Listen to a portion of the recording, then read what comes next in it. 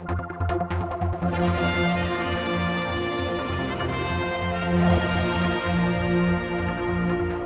it's Thursday afternoon and we have a chance to talk to people in power, and first of all it's Chief Minister, because I've been looking to get hold of you, for days, to talk about the TT. Have you? Yeah, you have. Right. TT, it's a week now since it's happened. 5 deaths. And yet nothing from anybody. You don't say anything, there's no apologies. And I know we're going to start the whole thing about people do it because they want to do it and it's their choice. But you can't get away from the fact that it's causing huge amount of negative press around the world. It's, outside of the usual suspects of TT supporters. This is not playing well for the Isle of Man. Well, if you're specifically referring, Paul, to the tragic deaths that have occurred, and particularly the sidecar of course I am. Deaths, 5 in total. There will be the appropriate investigations. We know that the coroner has asked for full inquiry to be undertaken, and we'll wait the outcome from the coroner. There will be a full safety review in any case, as there is after any event, and all the necessary recommendations and improvements then will be looked to be put into place for next year's event. Outside of those tragedies, the TT has been a hugely successful event for the island. The positive feedback that's been received from our visitors has been significant, and also there's been marked improvements in the organisation of the event, and also for the first time it's been live streamed, and that's also been a huge success. So there's been significant improvements and successes with TT 2022. The important thing is, from a governmental perspective and from an organisational perspective, that we do make a full assessment of what's happened during the races, and that we look to make sure that that we do everything possible to ensure that rider safety is improved, and of course ultimately that spectator safety is improved. I appreciate there's going to be inquiries, but clearly that road was relayed since the last TT, and all sorts of questions are going to be asked about that thing. But let me be clear: the government does put the races on in a sense. I know it's the ACU and all that sort of thing, but you, at the end of the day, are the power that puts the things on. You have the copyright to the pictures, you have the copyright to the whole thing. The Isle of Man government. Do you accept that you take responsibility for everything that has happened in the TT then?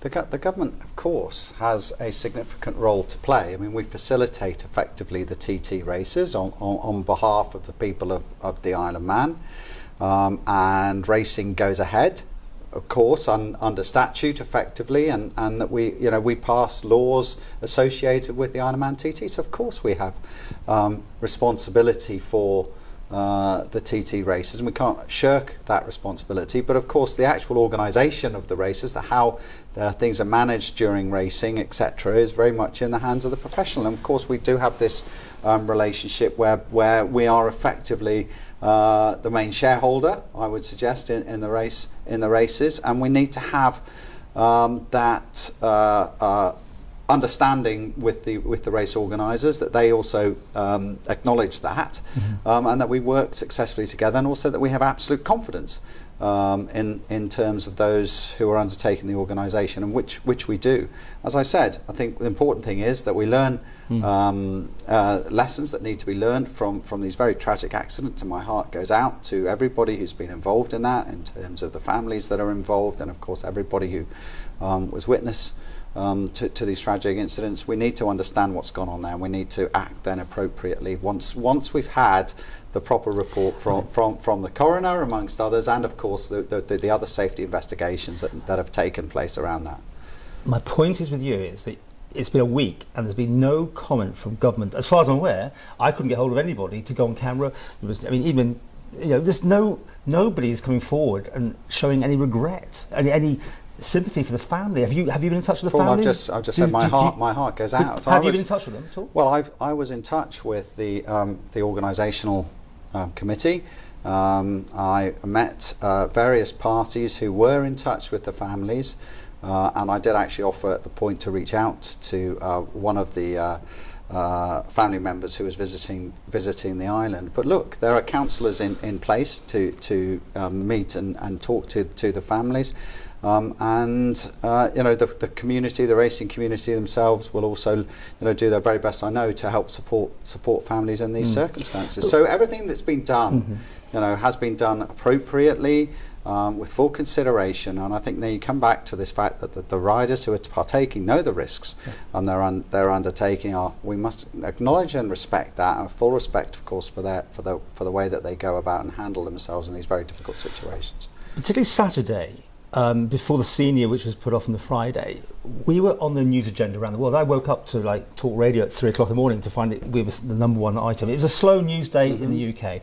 Suddenly we were the story, and nobody tries to come forward. I mean, if this had been anywhere else, I'm not trying to say like a Grenfell, which is a much bigger thing, but people have to go in front of the cameras. Politicians have to man up and say, we are sorry something's gone wrong and we are apologetic. No one from government has been near, as far as I'm aware, any media at all. International media now, the CNNs, all these people have been carrying the story. I don't know that, I certainly haven't been informed that there have been any requests from international media for interviews. I got lots of requests for interviews, but I turned them down because I thought I'm not the person to do that. Well, whatever's happened, I'm just telling you the facts. I did not have a single request to appear in front of international media. Would you have done that?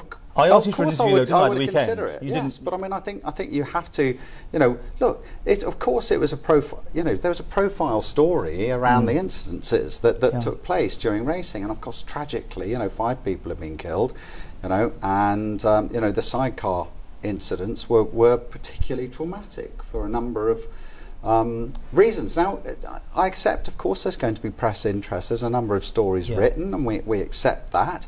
As I said, there was no specific call to go out and do press. I think the appropriate thing is to wait for the facts to emerge, because like everybody else, I absolutely understand the overall sort of principles, if you like, or the sort of the indicators around the accidents. I don't know all the significant facts that have taken place, and I think before you go out and answer questions, you really do have to know exactly what they are. And I'm saying to you, we need to wait now for coroners. You're aware of what's going on, though. You saw the headlines. Of course I and was. You didn't feel the need to say anything about it, or put somebody else in front of the cameras? Paul, I don't understand why you're sort of pressing that point. I'm explaining to you that I think that before appropriate comment is made specifically around those particular tragic accidents, that we get the facts. The coroner has asked specifically that there was no speculation involved. It's not right for me to speculate, and we need to get those facts, and then I'm in a better position to be able to comment in terms of what's going to happen next, and where and if any safety improvements are going to be made. That's what I'm missing here. I just don't hear you saying 5 people died and we're sorry and it's really shouldn't happen, and all those sort of things that you expect people to say. Paul, I've said to you right from the start my deep condolences to the families of everybody who's been involved in these tragic accidents. I mean, don't get me wrong, this is a sacred cow. On the other hand, no one criticises the TT, and we'll all get flack I'll get loads of flack for just even bringing this up. What is that about then? What makes how many deaths acceptable in this whole thing? No death is acceptable in inverted commas, but what we do accept is that motorcycle racing on closed roads carries with it an inherent danger, and I think it's incumbent on everybody who is involved, from government to the organisers to those who support the races, from policing perspectives, from infrastructure perspectives, to be able to have an input into how things can be improved. But you cannot remove the fact that this is an inherently dangerous race, carries risks with it, and that we should always look to improve safety and ensure that we've done everything from a spectator perspective, particularly to protect them. And in fact, Paul, let's also acknowledge there has not been this year a fatality in open roads outside there's a lot of accidents of the race. Sure, yes, of course, but there hasn't been. Now that I think that's testament, obviously, to and I've already written to Gary Roberts, the Chief Constable, to acknowledge how effective I believe the policing has been. But it's also been as a result of years of learning and understanding how best to improve safety, to protect people outside of the racing. So let's be clear, right? I mean, yes, there have been there have been 5 tragic deaths, 2 very, very traumatic incidences. Which we can't talk about. Of course. My heart goes out to the families involved. Of course, I extend that also to those who had to witness those events. That does not take away completely from the fact that the TT, around the TT, there have been also some huge improvements in safety, and that the event and the festival, if that's the right word, was in many ways also a tremendous success for the island. We need to get the facts, reflect on those facts, make it clear then where the improvements lie. I think there's discussions with in terms of where the improvements lie for spectators, and also discussions that need to take place, particularly with those involved and those who compete, and that their professionalism and strength of character and courage of the riders themselves has to be acknowledged, and they need to be a fundamental part of any further discussion. So will take place. Finally, the tone maybe. I mean, like fireworks, should they be gone ahead on Friday with all the tragedies, champagne on the podiums and those sort of things? Should there be a toning down when things like this happen more, and just take that into account, just taking the fact that people have died like this? Well, I think that is part of the organisational protocols that they need to consider. Of course, I mean, everybody is affected, Paul. I'm a spectator and fan of the TT as much as anybody else, and there's always that,